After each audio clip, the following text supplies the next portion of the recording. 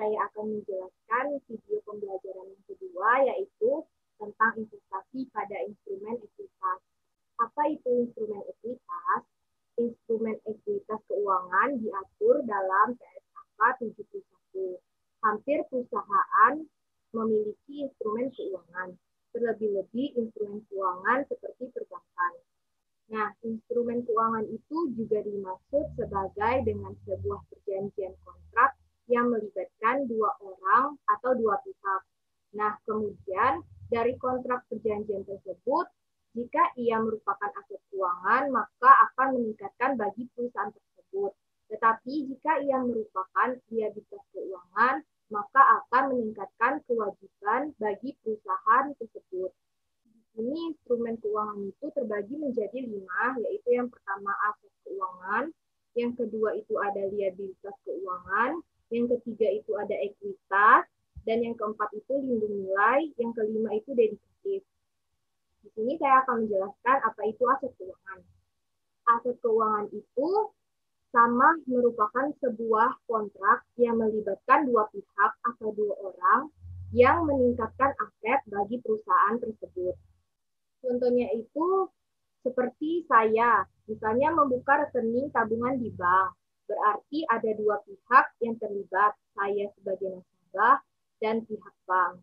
Dan saya menandatangani suatu perjanjian. Dari kontrak tersebut, lalu saya menyetorkan uang sebagai setoran awal. Dan saya sudah memiliki rekening tabungan di bank tersebut. Apa sih hasil yang saya didapatkan setelah menyetorkan tabungan ke bank tersebut? Maka secara periodik saya mendapatkan bunga.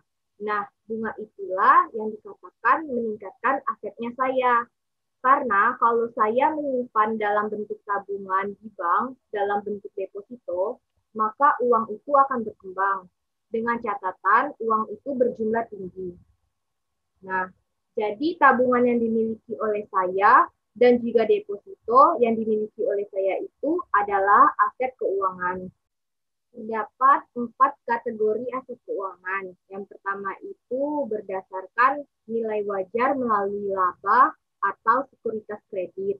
Yang kedua itu adalah aset keuangan yang dimiliki hingga jatuh tempo.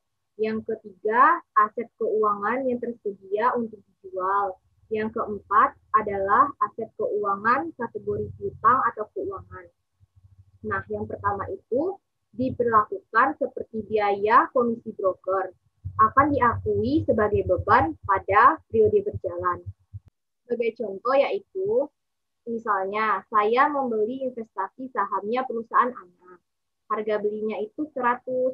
Untuk memperoleh investasi sahamnya perusahaan anak, jadi saya mengeluarkan komisi brokernya itu sebesar 10. Jadi harga beli sahamnya perusahaan anak 100 dan saya mengeluarkan komisi saham brokernya sebesar 10.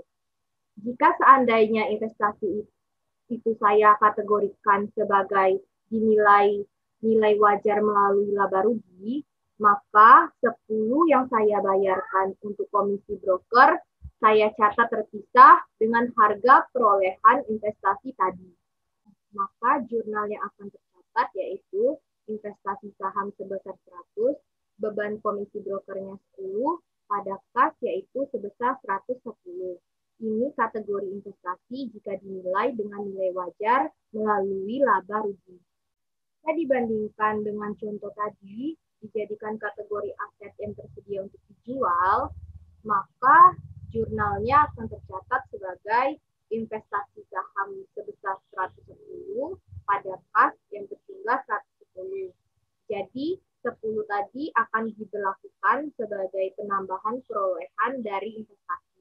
Selanjutnya yaitu perbedaan metode cost, nilai wajar, dan juga ekuitas. Metode biaya dan metode nilai wajar. Pada metode biaya, nilai tercatat investasi diakui, diukur, dan juga disajikan sebesar biaya perolehan. Sedangkan metode nilai wajar, nilai tercatat di investasi diakui pada biaya perolehan, namun diukur dan disajikan pada nilai wajar.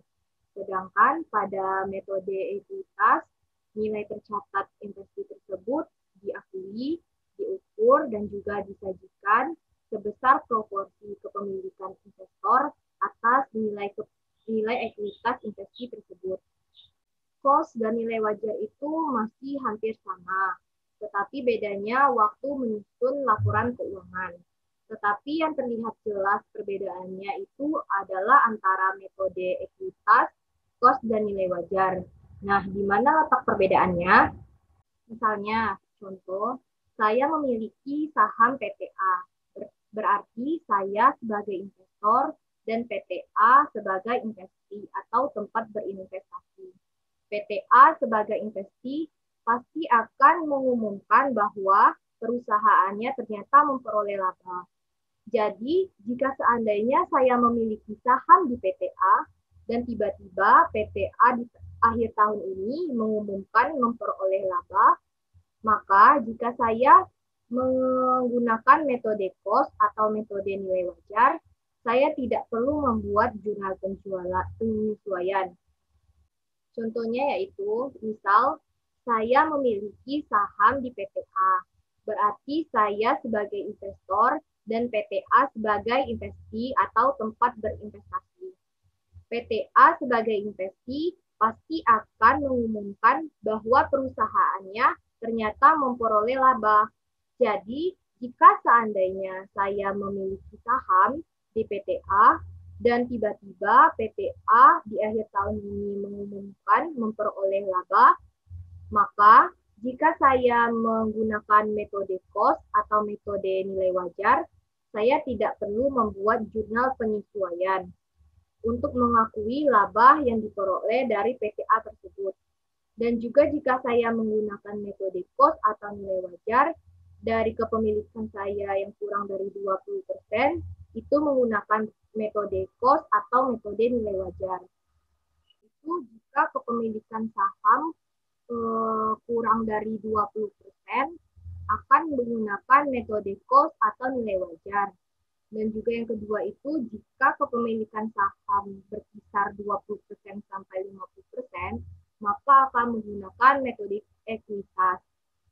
Jika kepemilikan saham lebih dari 50% dan harus serta wajib menyusun laporan keuangan konsolidasi.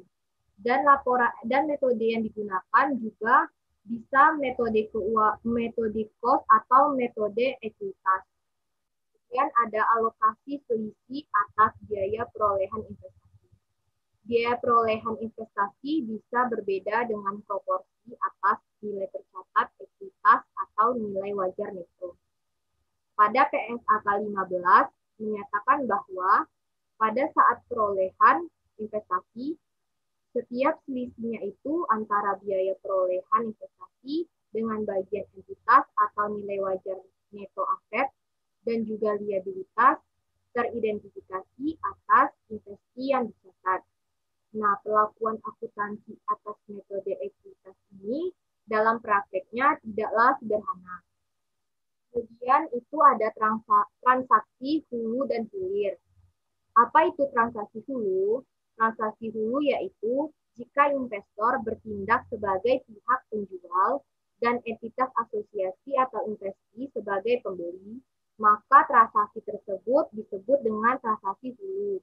Tetapi sebaliknya, transaksi hilir yaitu jika entitas asosiasi atau investasi sebagai pihak penjual dan investor sebagai pihak pembeli, maka transaksi tersebut disebut juga dengan transaksi hilir. Dalam praktiknya, banyak terjadi transaksi antara investor dengan entitas asosiasi. Transaksi tersebut dapat juga berupa jual beli aset maupun jasa yang akan menghasilkan keuntungan dan kerugian. Nah, keuntungan dan kerugian yang dihasilkan dari transaksi hulu dan hilir ini antara investasi dengan entitas asosiasinya diakui dalam laporan keuangan investor tersebut hanya sebesar bagian investor lain dalam entitas asosiasi. Itulah penjelasan saya di video pembelajaran yang kedua tentang investasi pada instrumen keuangan. Saya mohon maaf bila terdapat kesalahan. Terima kasih. Wassalamualaikum warahmatullahi wabarakatuh.